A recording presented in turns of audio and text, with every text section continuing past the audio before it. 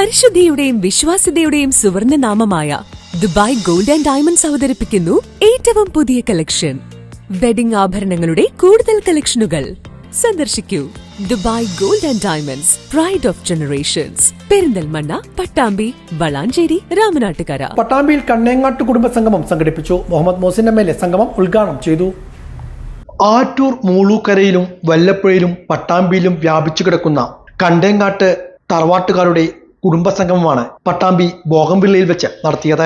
300ഓളം പേർ സംഗമത്തിൽ പങ്കെടുത്തു. മുഹമ്മദ് മോസിൻ MLA സംഗമം ഉദ്ഘാടനം ചെയ്തു. കൂടുതൽ ശക്തമായി കൂട്ടുകുടുംബങ്ങളായി ഒന്നിച്ചു നിന്ന് ഈ കുടുംബത്തിലെ എല്ലാവർക്കും, ഒപ്പം തന്നെ കുടുംബത്തിന് പുറത്തുള്ളവർക്കും നമ്മുടെ കുടുംബത്തിന്റെ ഏറ്റവും വലിയ കൂട്ടായ്മയിലൂടെ സഹായിക്കാൻ കഴിയുന്ന ഒരു കരുത്തുറ്റ സംവിധാനമായി ഇത് മാറട്ടെ.